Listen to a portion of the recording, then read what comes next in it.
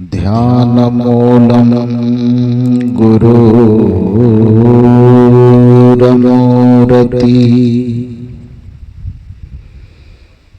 पूजामूलं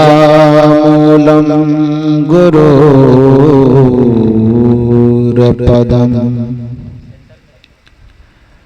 मंत्रमूलं गुरुर्वाक्यम् मोक्षमूलं गुरुर्कृपा नहि सत्यात् परं ज्ञानम् नास्ति तत्त्वं गुरो परम् यस्मात् परतरं नास्ति तस्मै श्री गुरुवे नमः। तस्मै श्री गुरुवे नमः। तस्मै श्री गुरुवे नमः। मेरे व्यवहारिक एवं पारमार्थिक जीवन के प्रबल प्रेरणा स्रोत परमाराध्य परम पूज्य सद्गुरुदेव जी छत्तीसगढ़ की पावन धरा जिला धमतरी के नवागांव में परम आदरणीय श्री महेंद्र बाबू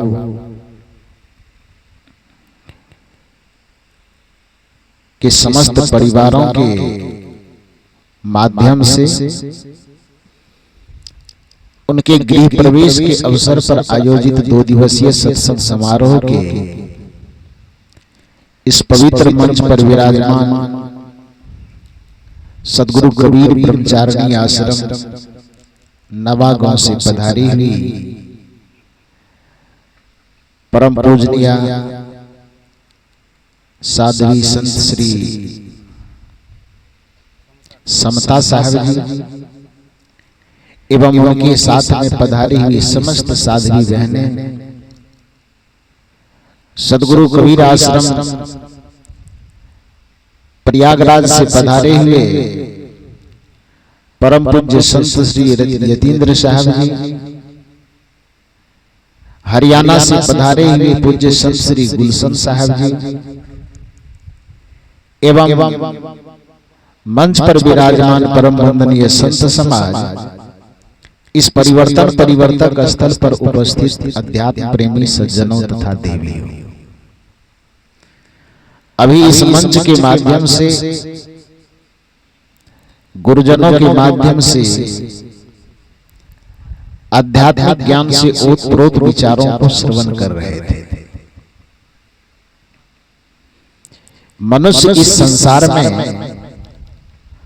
अपनी समझ के अनुसार हर चीज को सुंदर बनाना चाहता है। वह सुंदर वस्त्र पहनना चाहता है, सुंदर घर में रहना चाहता है, सुंदर भोजन करना चाहता है, सुंदर आसन पर बैठना चाहता है। वो हर चीज सुंदर बने इसका प्रयास तो अपने रुचि के अनुसार वह करता है, लेकिन हमारा जीवन सुंदर बन सके इसके लिए वह प्रयास नहीं करता है। हर चीज हमारे जीवन में सजा हुआ हो इसके लिए वह प्रयास करता है, लेकिन हमारा जीवन भी सज जाए इसके लिए वह कभी प्रयास नहीं करता है। अभी परम पूजनीय श्री समता साहब जी के द्वारा जो बातें हम सबों से कही जा रही थी वह इसी ओर सूचित कर रहे थे कि हम सब चीज सजाते हैं, सब चीज संवारते हैं, जीवन को नहीं सजा पाते। जीवन किस चीज से सजेगा?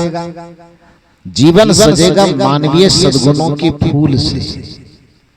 मानव हैं हम, तो निश्चित रूप से हमारे अंदर मानवीयता का गुण होना चाहिए।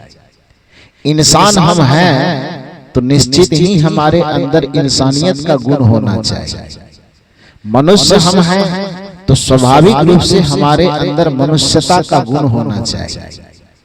आज मनुष्य के पास हर एक प्रकार की समृद्धि उसके पास आ रही है। उसका खान पान का स्तर सुधर रहा है, ओढ़ावा पहनावा का स्तर सुधर रहा है, बोली विचार भाषा का स्तर सुधर रहा है, रहन सहन का ओढ़ावा पहनावा हर एक चीज का स्तर सुधर रहा है। लेकिन दुर्भाग्य है कि हर एक चीज के स्तरों में सुविधाओं में बढ़ोतरी होने के बावजूद भी मनुष्य के जीवन के स्तर पर यदि देखा जाए तो जीवन के स्तर में कोई सुधार नहीं देखा जा रहा है। यह दुर्भाग्य की बात है। और जीवन के स्तर में सुधार हो इसके लिए मनुष्य प्रयास करता नहीं।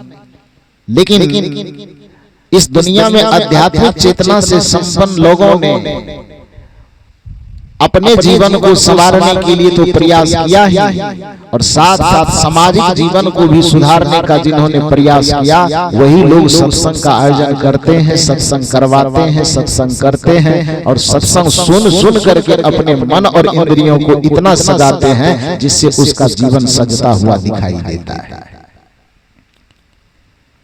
बाकी दुनिया के अधिकांश आदमी केवल वह बाहर से आदमी दिखता है। राष्ट्रकवि दिनकर का नाम आप लोग सुने होंगे। एक बार दिनकर जी से पूछा किसी ने कि आज मनुष्य इतना सभ्य दिखाई देता है, इनके जो विकास हुए लोह युग पाषाण युग से लेकर के अभी तक एटम बम, अणु बम, परमाणु बम तक की स्थिति में ये पहुंच गया है। अंधकार युग से चलते चलते चलते चलते अभी ये लोग सॉफ्टवेयर की दुनिया में जीना शुरू कर दिया, तकनीकी वैज्ञानिक दुनिया में जीना शुरू कर दिया है।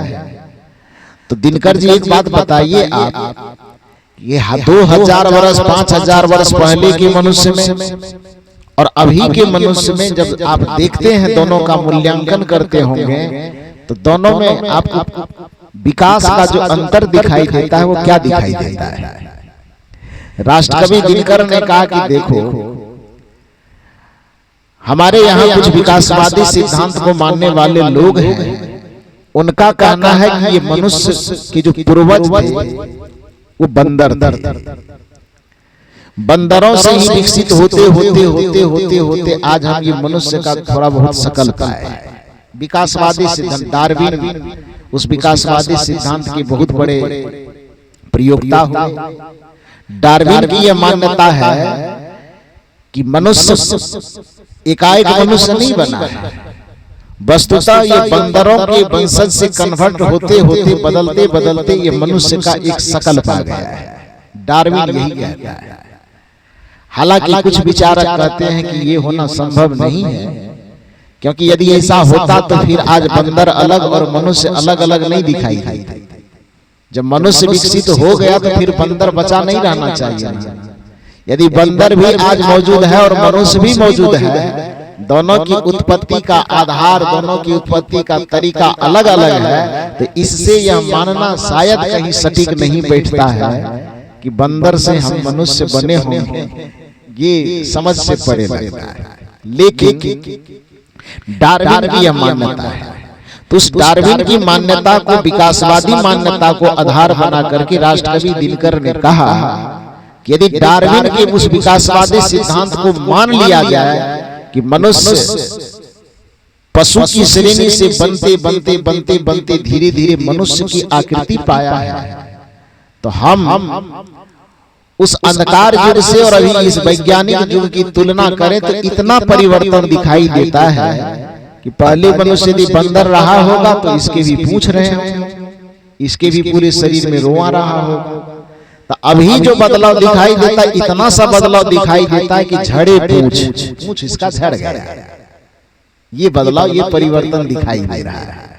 झड़े पूंछ एक परिवर्तन, झरे रोमांच, रुआ झड़ गया। रुआ समझ रहे हैं? शरीर के बाल। पहले शरीर में पूरे बाल भरे होंगे तो सब एकदम जामवंत जी के चचेरे भाई लगते होंगे। हाँ, लेकिन धीरे धीरे रोआ खत्म हो गया तो आज देखने में थोड़ा चिकना चुपड़ा लग रहा है, थोड़ा सा बढ़िया लग रहा है, चमकीला। तो राष्ट्रकवि दिनकर कहते हैं कि बस इतना सा अंतर आया कि झरे पूछ एक अंतर, झड़ गए रोमांच ये दूसरा अंतर, ये दो अंतर दिखाई देता है। लेकिन इतना बात याद रखो कि आज संपूर्ण बदलाव जो होना चाहिए मनुष्य में वह नहीं दिखाई दे रहा है। दिनकर जी कहते हैं कि झरे पूछ झड़ गए रोमांच, पशुता का झरना बाकी है, बाहर से तो सवर गए अंदर का सवरना बाकी है, बाहर से तो सवर गए अंदर का सवरना। बाहर से हम सज गए, अंदर का सजना अभी भी बाकी है। बाहर से हम आकृति से मनुष्य बन गए, लेकिन प्रकृति से हम अभी तक मनुष्य नहीं बन पाए। आकार से हम मनुष्य बन गए, लेकिन विचार व्यवहार और संस्कार से हम मनुष्य नहीं बन पाए। जिसके कारण से होता क्या है कि आज मनुष्य के शरीर में रहते भी मनुष्य हैवानियत पर उतर आता है, वह पशु से भी बदतर जीवन विचार संस्कार में जीता है। हम लोग एक भजन में बड़ा सुंदर गाते हैं, वो भजन है लग गया है ग्रहण आदमी को, आदमी से जलन आदमी को। आज आदमी की शक्ल पाकर के भी आदमी आदमियत में नहीं जी रहा है, उसकी बुद्धि में ग्रहण लग गया है। और याद रखिए कि जब किसी की बुद्धि और विचार में ग्रहण लगता है, अर्थात बुद्धि उसकी भ्रमित होती है, तब क्या होता है, उसके सर्वनाश की घटना शुरू होती है। गोस्वामी जी ने भी बड़ा सुंदर कहा है कि जाहि विधि दारुण दुख दिन्हा, ताकर पहल मति हर लिन्हा। इस संसार में जिसको भी विधाता, हालांकि विधाता कोई सुख दुख देता नहीं, लेकिन गोस्वामी जी चूंकि उस विधाता को मानने वाले हैं तो उसकी लिखनी तो विधाता के बगैर चलेगी।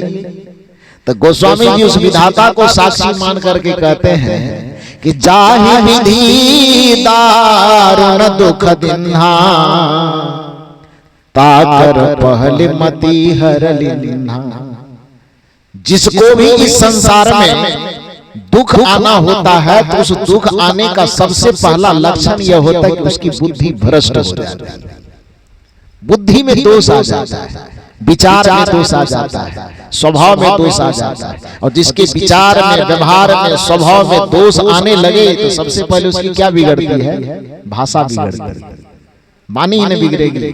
क्रोध आता है तो क्रोध के समय में क्या बिगड़ता है, भाषा बिगड़ता है।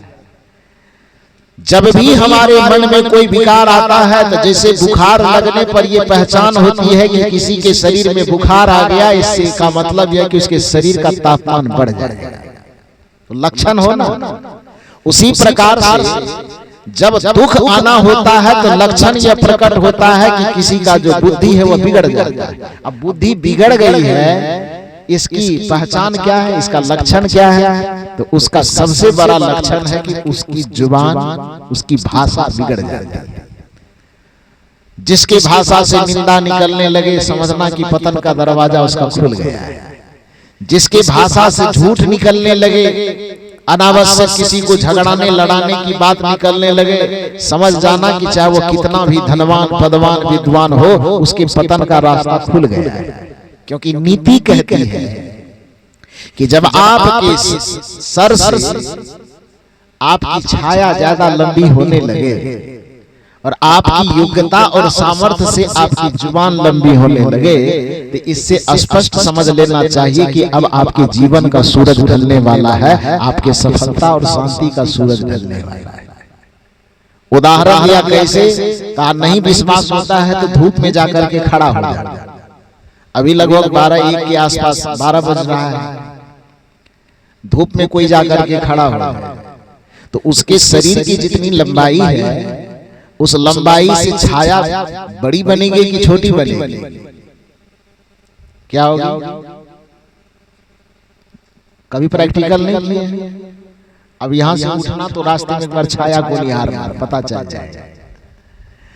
तो उसमें जब कोई भी व्यक्ति खड़ा होगा तो उसके शरीर के आकार से छाया अभी छोटी होगी कि बड़ी होगी? क्या होगी? छोटी होगी। 4-5 बजने का जिस समय वक्त होगा, सूरज एकदम पश्चिम दिशा में जाकर के ढलने की स्थिति में आ जाएगी, उस समय कोई व्यक्ति धूप में जाकर के खड़ा होगा तो उस समय छाया की लंबाई उसके शरीर के बराबर, छोटी या बड़ी क्या होगी? क्या होगी? थोड़ा जोर से बता दीजिए। छाया बड़ी होगी कि नहीं? तो छाया बड़ी दिख रही है, इससे प्रमाणित क्या हो रहा है? लक्षण क्या दिखाई दे रहा है? कि छाया हमारे शरीर से बड़ी हो रही है। इससे लक्षण क्या स्पष्ट हो रहा है? लक्षण यह स्पष्ट हो रहा है कि सूरज अब ढलने के लिए जा रहा है। यही ना हो रहा है? नीति कहती है कि छाया आपके शरीर से तभी बड़ी होगी जब सूरज ढलने के लिए जा रहा होगा। उसी प्रकार से जैसे शरीर की छाया जब शरीर से लंबी हो जाए तो समझना चाहिए कि सूरज ढलने का वक्त आ गया है। उसी तरह से व्यक्ति के सामर्थ्य और योग्यता से उसकी भाषा, उसकी जुबान, उसकी वाणी यदि लंबी चौड़ी हाँकने लगे तो समझ जाना चाहिए कि उसके पतन का रास्ता शुरू हो गया है, उसके जीवन का सूर्यास्त होना शुरू हो गया है। सफल, ये लक्षण है।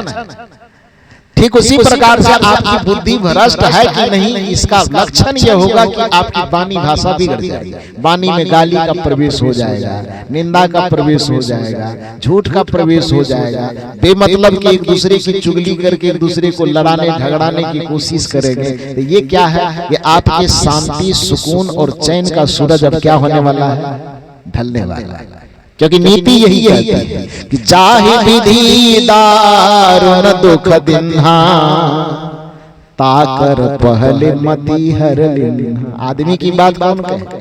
जिसे भगवान कहा जाता है उसके भी जीवन में दुख आना होता तो पहले बुद्धि ही भ्रष्ट होती है। मैं नहीं कह रहा। महाभारत में महर्षि वेदव्यास ने कहा है कि जिसे हम मर्यादा पुरुषोत्तम श्री राम कहते हैं, ज्ञान में, गुण में, कला में, कौशल में श्री राम कम नहीं रहे होंगे, लेकिन सब चीज से परिपूर्ण होने के बावजूद भी राम जी के जीवन में जब दुख का आगमन शुरू होना हुआ तो सबसे पहले क्या हुआ उसका?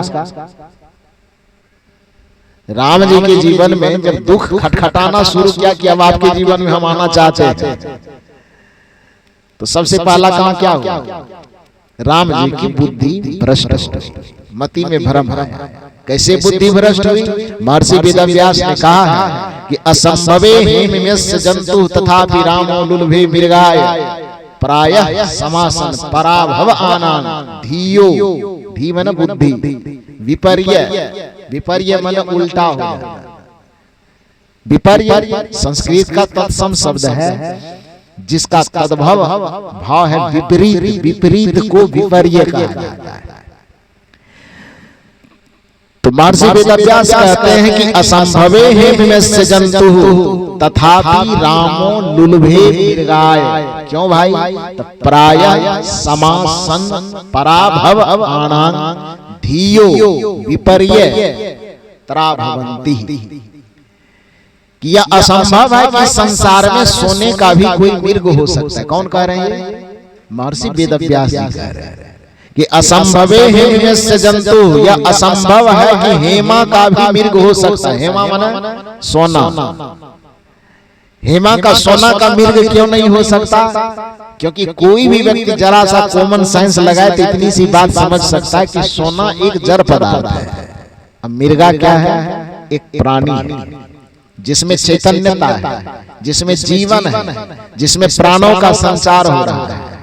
तो मृगा है प्राणी और सोना है पदार्थ। तो दोनों का लक्षण एक दूसरे से भिन्न है कि नहीं? मृगा चेतन है और सोना क्या है? जड़ है। तो यह असंभव है। असंभवे हेमयस्य जंतु। महर्षि वेदव्यास कहते हैं कि असंभव है कि सोने का कोई मृग होगा, क्योंकि मृगा प्राणी है और सोना पदार्थ है। तो पदार्थ बदल करके कभी प्राणी नहीं हो सकता और प्राणी कभी बदल करके पदार्थ नहीं हो सकता। इतना सा कॉमन सेंस कोई भी व्यक्ति लगा सकता है। लेकिन महर्षि वेदव्यास कहते हैं आम इंसान की बात छोड़ दो, राम जी की ही गिनती करवा रहे हैं कि कि असंभवे है यस्य जंतु, यह असंभव है कि सोने का भी कोई प्राणी हो सकता है, सोने का भी मिर्गा हो सकता है। लेकिन सोने जैसा मिर्गा देख करके रामो लुभे मिर्गा, राम जैसे बुद्धिमान आदमी भी उसमें लुभा गया। सच यही है कि जिसकी जीवन में दुख आना होता है उसकी बुद्धि विपरीत हो जाती है, उसकी बुद्धि उल्टी हो जाती है, जैसा राम जी की बुद्धि उल्टी हो गई। तो इससे प्रमाणित यह होता है कि जब भी किसी के जीवन में दुख आना होता है, परेशानी आनी होती है, तो उसकी बुद्धि में भ्रम लग जाता है। आज दुनिया के अधिकांश मनुष्यों के जीवन में, मति में, बुद्धि में बस यही भ्रम की स्थिति लग गई। भजन की कड़ी यही कहती है, लग गया है ग्रहण आदमी को, आदमी से जलन आदमी को। परिणाम यही निकल रहा है कि बुद्धि में भ्रम होने के कारण, मति में भ्रम होने के कारण जो मनुष्य एक दूसरे से प्रेम करने के लिए पैदा हुआ था, जो मनुष्य एक दूसरे की पीड़ा बांटने के लिए पैदा हुआ था, जो मनुष्य एक दूसरे को हृदय से लगाने के लिए पैदा हुआ था, जो मनुष्य एक दूसरे का भला चाहने के लिए, एक दूसरे का अच्छा चाहने के लिए जन्म लिया था, आज वह मनुष्य एक दूसरे की बुराई चाहने में ही अपना जीवन खपा देता है। एक दूसरे को सम्मान देने की बात तो दूर, दूसरे को नीचा दिखाने और जलील करने में ही अपना जीवन खपा देता है। दूसरे का भला चाहने की बात तो दूर, दूसरे की सफलता के मार्ग में हमेशा कांटे बिछाने की फिराक में रहता है। ये मनुष्य की मति में भ्रम नहीं लगना तो और क्या हुआ? हुआ कि नहीं? लग गया है ग्रहण आदमी को, आदमी से जलन आदमी को। परिणाम क्या है? घर जले क्या जले बस्तियां भी, कौन देगा कफन आदमी को।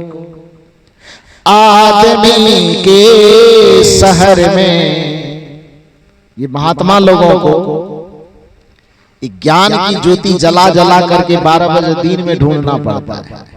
कहा जाता है, कहानी में कही जाती है कि कबीर साहब एक बार 12 बजे दिन में, जैसा अभी चमकीला धूप है, ऐसे ही समय में लालटेन लेकर के निकली एक चौराहे पर।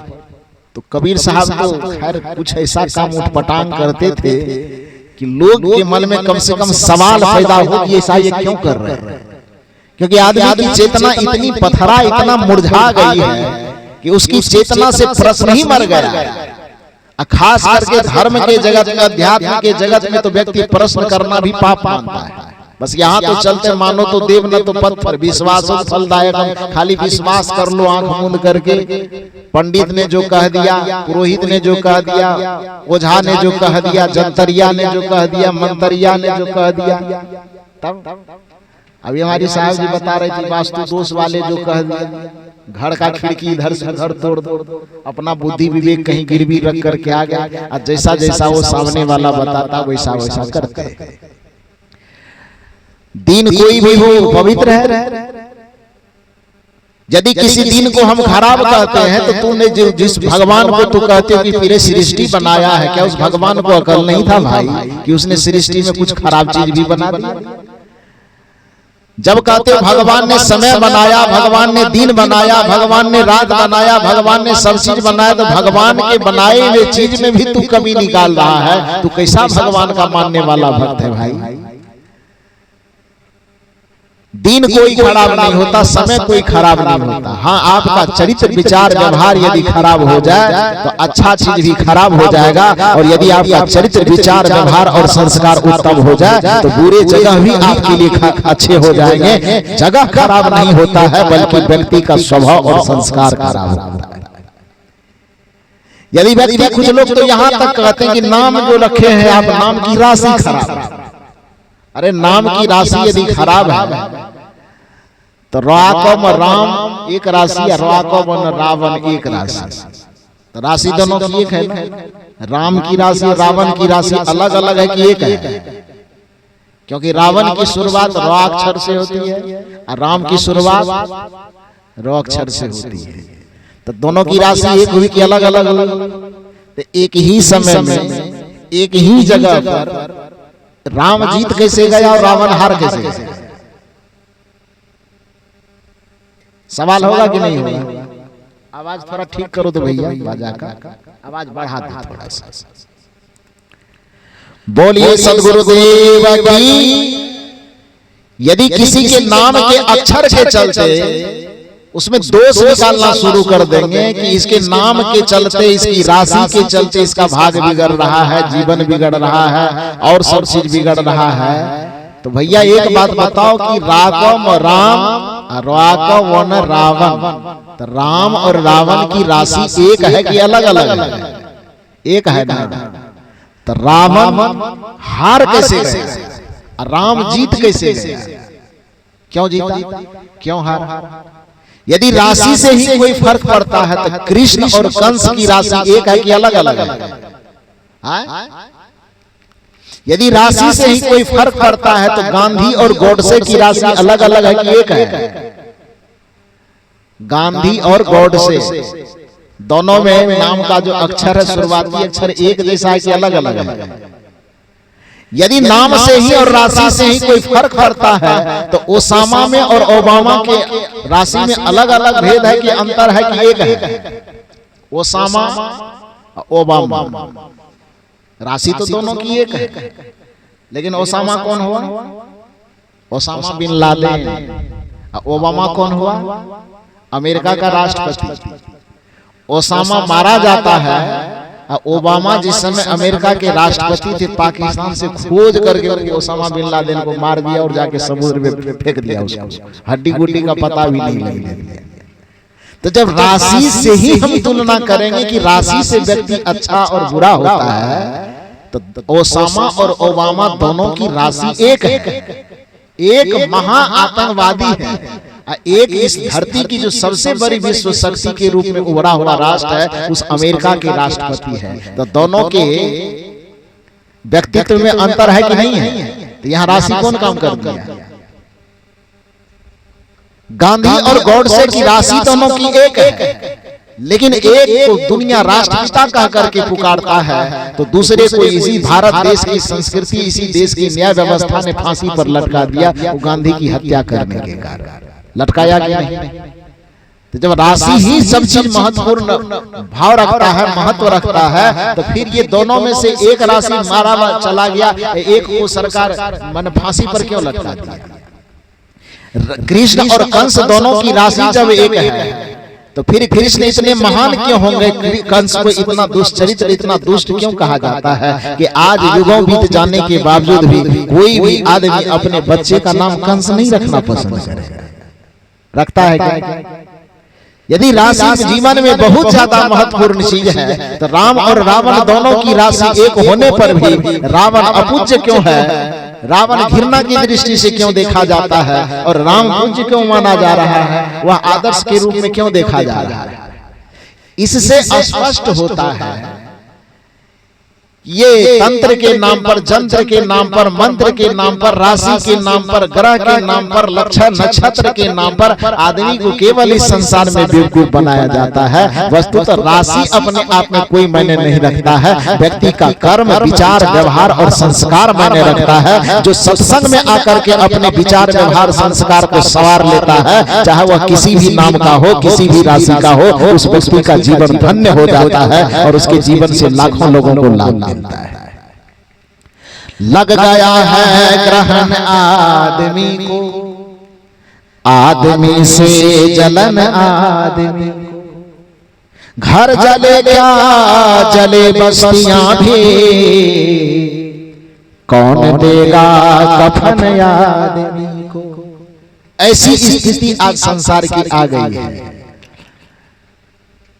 ऐसे ही स्थिति से भरे हुए संसार में सदगुरु कबीर साहब एक बार 12 बजे दिन में लालटेन लेकर के निकले, क्योंकि कबीर साहब कहते हैं कि किसी तरह से कोई प्रश्न तो करे, क्योंकि धर्म जगत में प्रश्न करने को पाप माना जाता है। आंख मूंद लो, जो सामने वाला कह रहा है उसकी बात को मानो। ये आंख मूंद करके मान लो कि इसमें से बहुत सारे लोग हैं अभी कुंभ नहाने तो नहीं गए होंगे। धर्म का जो अपने आप को कोई ठेकेदार कहता है, टीवी चैनल पर आकर के कहा कि कुंभ में जो नहीं पहुंचेगा उसको राष्ट्रद्रोही मानना चाहिए। अब बताओ, अब पूरे छत्तीसगढ़ के लोग उठ करके चले जाए तो सब वहां धनिया की चटनी बन जाएगा कि नहीं बन जाएगा?